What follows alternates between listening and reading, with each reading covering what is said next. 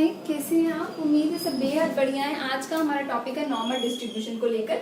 ये एक प्रोबेबिलिटी का डिस्ट्रीब्यूशन है जिसमें दो टाइप के डिस्ट्रीब्यूशन होते हैं, डिस्क्रीट डिस्ट्रीब्यूशन और कॉन्टिन्यूअस डिस्ट्रीब्यूशन। डिस्क्रीट डिस्ट्रीब्यूशन हमारा दो पार्ट्स में होता है, बाइनोमियल एंड पॉइसन। दोनों की ही वीडियो चैनल पर आ चुकी है, आप चाहकर उन्हें चेक कर सकते हैं। अब जो कॉन्टिन्यूअस डिस्ट्रीब्यूशन है उसके अंदर सिर्फ और सिर्फ नॉर्मल सीरीज का डिस्ट्रीब्यूशन हमारा यहाँ पर चलता है। नॉर्मल का मतलब है जब आप उस सीरीज का ग्राफ की फॉर्म में प्रेजेंट करें तो आपका जो ग्राफ बने वो परफेक्टली बेल्ट शेप ग्राफ बने, बिल्कुल बेल शेप का आपका ग्राफ बने, तो ऐसा डिस्ट्रीब्यूशन होता है कंटिन्यूअस। कंटिन्यूअस सीरीज जैसे हमें पता है 0 to 10, 10 to 20, 20 to 30 इस तरीके से चलती है। तो इसमें वो वेरिएबल आते हैं जो कॉन्टिन्यूटी में रहते हैं, जिसमें कोई भी डिसकंटिन्यूटी नहीं आती, जैसे कि हमारी हाइट, हमारी वेट एक्सेट्रा, इस तरीके की चीजें। फॉर एग्जाम्पल अगर मेरा अभी फिलहाल में वेट 55 है, डजंट मीन कि मेरा सीधा 56 ही होगा 55 के बाद, इट कैन बी 55.5, 55.6 एक्सेट्रा।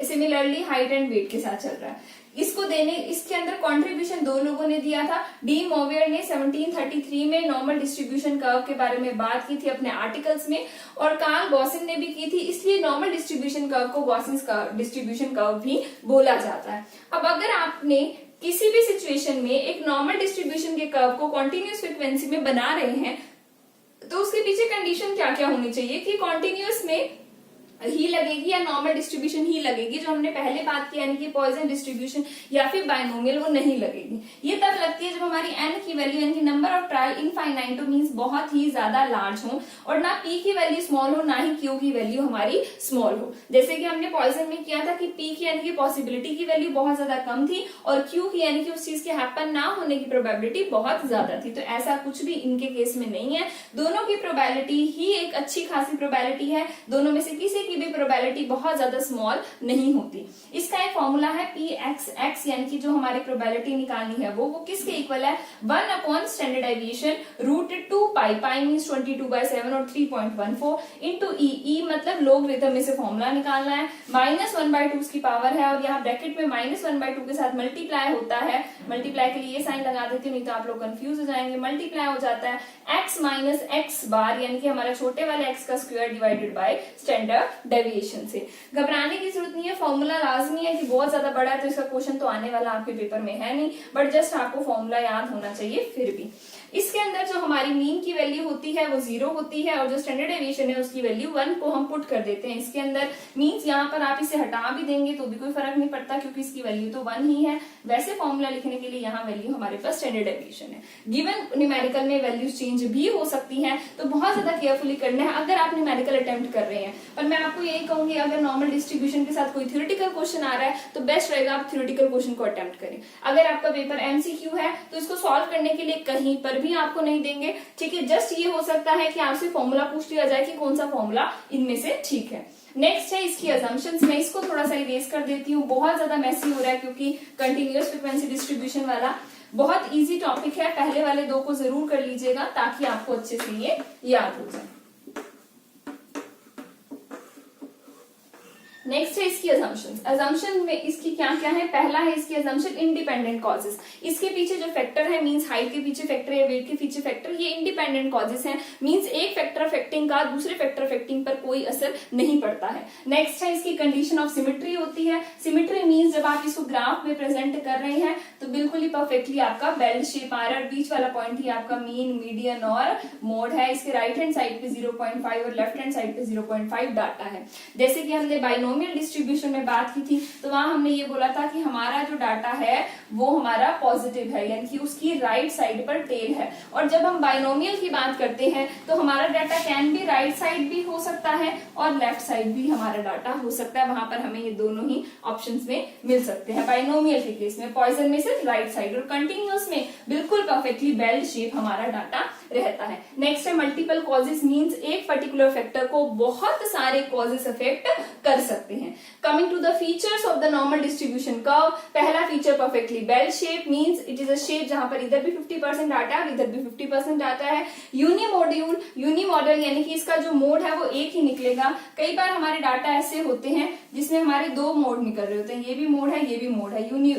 जो जिसको हम बाई मॉडल ग्रुप बोलते हैं, उसको हम उसमें हमने ग्रुप ग्रुपिंग मेथड है उससे हम उसके मोड को फाइंड आउट करते थे छोटी क्लासेस में, तो वैसा यहाँ देखने को नहीं मिलेगा। बिकॉज ये नॉर्मल डिस्ट्रीब्यूशन है तो ये यूनी मॉड्यूल है, एक ही इसका मोड निकलेगा। इसमें मीन मीडियन मोड की वैल्यू इक्वल होगी, जो कि यहाँ बिल्कुल बीचों बीच होगी। टोटल एरिया अगर इसका 1 है, अगर मैं कहूँ ये टोटल एरिया 1 है, तो राइट हैंड साइड पे कितना होगा 0.5 और लेफ्ट हैंड साइड पे कितना होगा 0.5, बिकॉज ये दोनों तरफ ही बराबर है। नेक्स्ट इसकी रेंज क्या है, इस तरफ तो ये इन्फिनिटी तक चलेगा, कभी एक दूसरे से मिलने नहीं वाले, और इधर भी ये इन्फिनिटी तक चलेगा। तो इसकी रेंज क्या है, पॉजिटिव इन्फिनिटी नेगेटिव इन्फिनिटी, बीच में पूरा एरिया इसका रेंज है। रेंज का फॉर्मूला क्या होता है, हाईएस्ट माइनस लोवेस्ट, यानी कि infinity minus minus infinity, it means ये कहीं तक भी जा सकता है।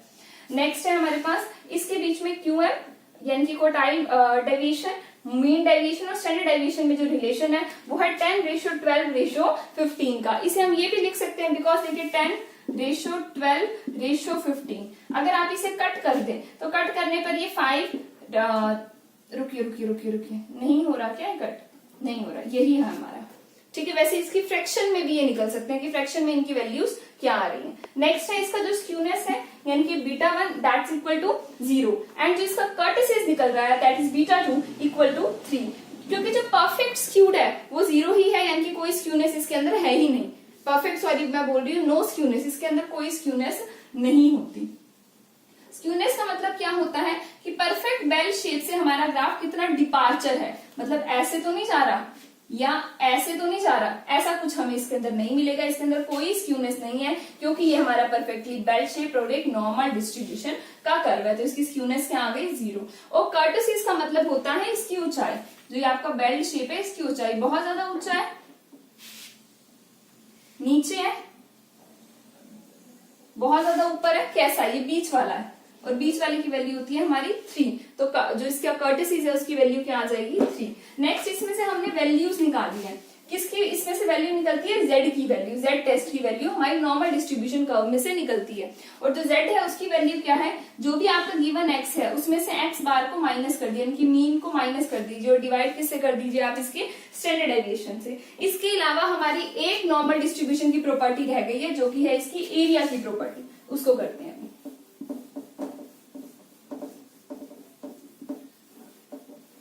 देखिए एरिया की प्रॉपर्टी क्या है इसकी,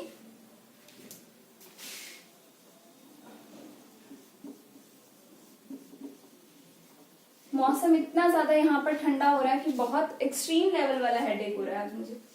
तो इसकी देखिए पहले तो आप बेल शेप इसका वो बना दीजिए, ठीक है। इसके अंदर ये बीच वाला पॉइंट तो मीन मीडियन मोड हो गया। पहला जो देखा गया हमें पॉइंट ऑफ इन्फ्लेक्शन वो ये है, पॉजिटिव साइड ये, नेगेटिव साइड ये। दूसरी वाली साइड दूसरा पॉइंट ऑफ इन्फ्लेक्शन यानी कि जहां से स्पीड चेंज हुई वो ये है, और तीसरा पॉइंट ऑफ इन्फ्लेक्शन हमारा यहाँ नीचे यानी कि ये है। ये 3 हमारे पास पॉइंट ऑफ इन्फ्लेक्शन निकले, ये पहले पॉइंट, ये दूसरे पॉइंट, और ये हमारे तीसरे पॉइंट। जो आपका पहला पॉइंट है उसको आप बोलते हैं mean plus minus 1 standard deviation, दूसरे को mean plus minus 2 standard deviation, तीसरे को mean plus minus 3 standard deviation. बहुत इंपॉर्टेंट ये क्वेश्चन है। प्लस वाले स्टैंडर्ड डेविएशन कहाँ है, इस तरफ, नेगेटिव वाले कहाँ है, इस तरफ। अब इनकी वैल्यूज है जो आपको याद कर लेनी चाहिए, बहुत इंपॉर्टेंट है वैल्यू। वो है, पहले की वैल्यू होती है 68.23%, ये इसकी वैल्यू कितनी है हमारे पास 68.23%। दूसरे की है 95.45%, दूसरे की इसकी वैल्यू। और जो हमारा तीसरा लाइन है, ये तीसरे वाली जो लाइन है, इसकी वैल्यू हमारे पास 99.73%। तो ये वैल्यूज भी याद कर लेनी इंपॉर्टेंट है। जिसको ये लग रहा होगा इसको हम यूज कैसे करें, इसको हम अप्लाई कैसे करें, जी फिक्र ना करें, क्योंकि पेपर में तो इस तरीके से आना नहीं। पेपर में तो आपको सिर्फ just theoretical point of view से इसको अटेम्प्ट करना है, या फिर अगर आपका एमसीक्यू पेपर है तो आपसे वैल्यूज पूछ ली जाएंगी। अदरवाइज जो इस वीडियो में है बिल्कुल टू द पॉइंट है, कोई इधर उधर की फालतू की बात है ही नहीं वीडियो में। तो आप इसको 1-2 बार देख लीजिए, मुझे नहीं लग रहा नॉर्मल डिस्ट्रीब्यूशन में कुछ भी आपका इसके बाद रह जाएगा। वीडियो अच्छी लग रही है तो वीडियो को शेयर करना मत भूलिए और चैनल को सब्सक्राइब करना मत भूलिए। Thanks for watching the video.